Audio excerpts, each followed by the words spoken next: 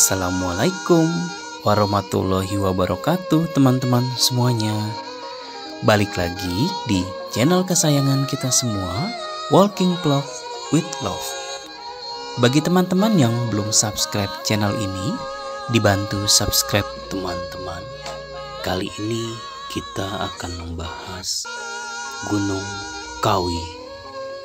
Gunung Kawi adalah sebuah gunung berapi yang teman-teman, kali ini kita akan membahas Gunung Kawi.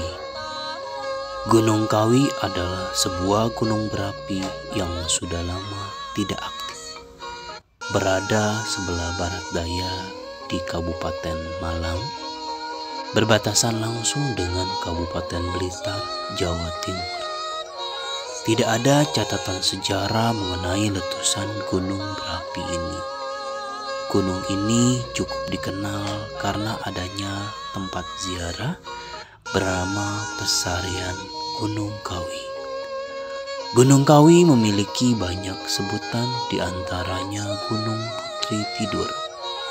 Karena jika dipandang dari sisi sebelah timur, tepatnya dari arah kota Malang, dan sisi barat dari kota Kesamben, Belingi, Blitar, Gunung Kawi terlihat seperti wanita yang sedang tidur, lengkap dengan kepala berada di sebelah selatan sampai dada dan kaki yang menjuntai ke arah utara.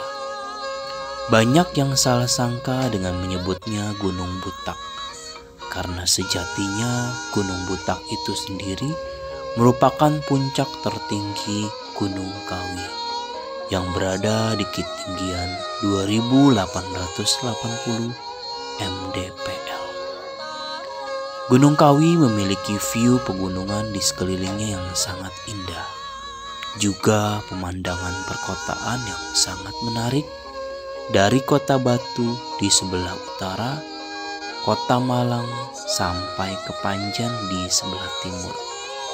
Pemandangan asri Waduk Karangkates di sisi selatan, serta Kota Welingi Blitar di sisi barat dengan view perkebunan teh Sirah Kencong. Disebut-sebut bisa kaya 7 turunan, pesugihan Gunung Kawi yang berada di Kabupaten Malang, Jawa Timur ini hampir selalu dikaitkan dengan berbagai kegiatan atau praktik spiritual dan mistis. Hal ini pula yang kemudian membuat Gunung Kawi sering dijadikan sebagai tempat pesugihan, pemujaan, atau kegiatan spiritual dan ritual yang dipercaya untuk mendapatkan kekayaan. Meskipun banyak masyarakat yang mengatakan jika Gunung Kawi merupakan gunung biasa, namun tetap banyak pula yang percaya kalau Gunung Kawi memiliki mustika kekayaan dan sejumlah kekuatan gaib yang mampu mendengar dan mengabulkan orang yang melakukan ritual pesugihan. Lantas, apa saja fakta menyeramkan yang terdapat di Gunung Kawi sebagai gunung yang memiliki misteri pesugihan dan mampu membuat orang kaya 7 turunan ini? Berikut ulasannya, kita lansir dari radar kepahyang.id dari berbagai sumber terpercaya. Yang pertama, air bertuah.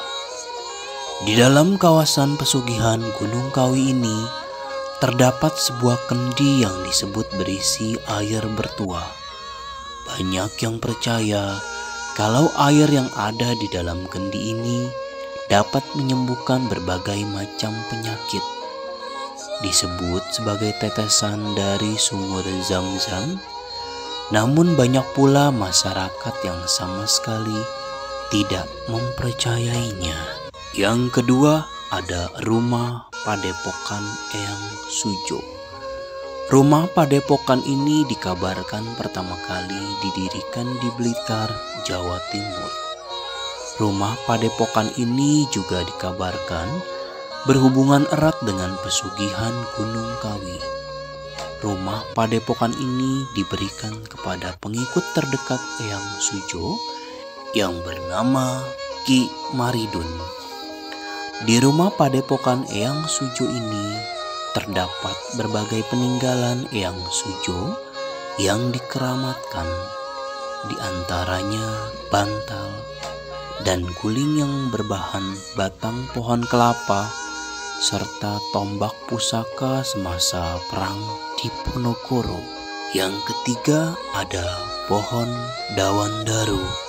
Di Gunung Kawi ada sebuah pohon yang ditanam oleh Eyang Sujoko.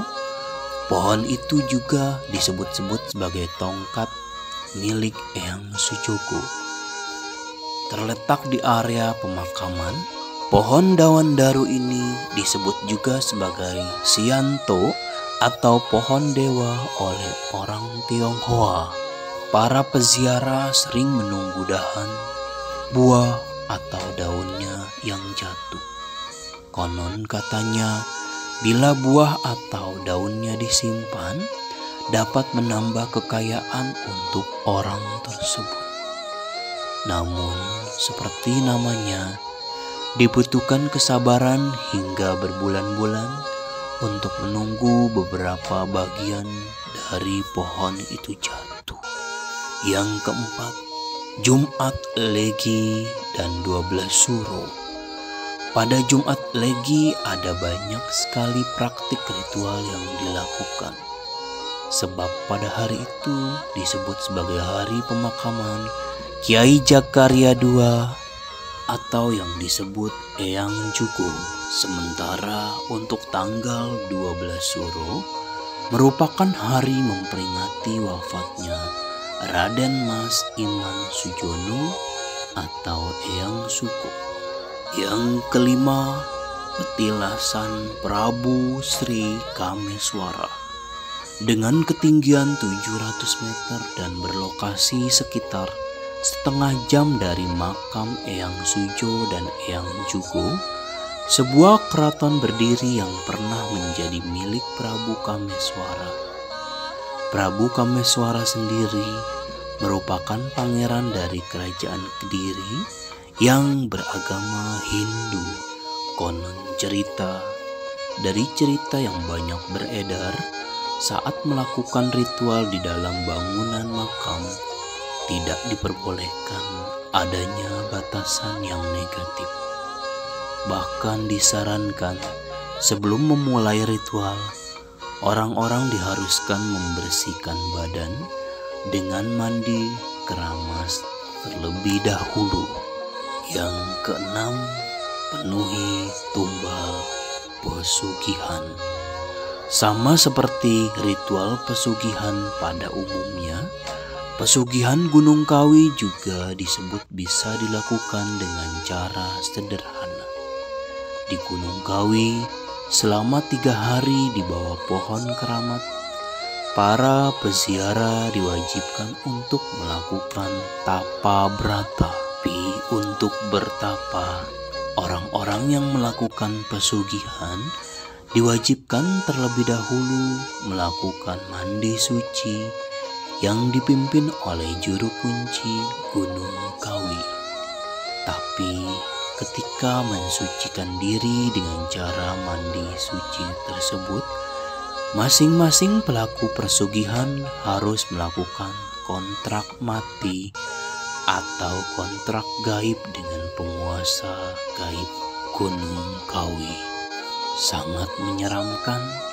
Setiap orang yang melakukan pesugihan Gunung Kawi seperti meminta kaya 7 turunan harus menawarkan tumbal nyawa yang wajib setiap tahunnya. Hal itu guna melanggengkan kekayaannya yang diperolehnya dari pesugihan Gunung Kawi. Tidak kalah menyeramkannya, setiap tumbal yang diminta adalah kerabat yang masih memiliki hubungan darah dengan orang yang melakukan praktik pesugihan itu sendiri. Setelah semua ritual pesugihan dilakukan, daun dewandaru akan jatuh dan pelaku pesugihan harus menyimpan daun itu seumur hidup.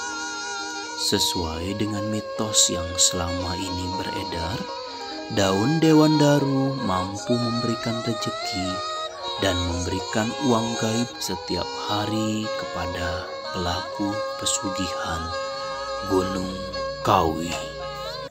Inilah sejumlah fakta yang kita rangkum tentang Gunung Kawi. Percaya atau tidak, tinggal kita sendiri yang menilainya. Banyak hikmah yang kita petik dari Gunung Kawi.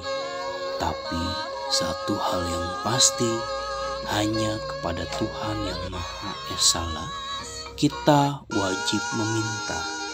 Selain kepadanya, sungguh banyak pengorbanan yang harus kita korbankan, termasuk nyawa taruhannya. Oke teman-teman, segini dulu tayangan kita kali ini ya. Saksikan terus tayangan dari channel kami. Mohon supportnya ya teman-teman, agar kita dapat lebih baik lagi dalam menyajikan tayangan ke depannya. Jangan lupa klik like, komen, subscribe, dan share sebanyak-banyaknya video ini agar bisa bermanfaat bagi teman-teman di luar sana. Wassalamualaikum warahmatullahi wabarakatuh. See you teman-teman semua.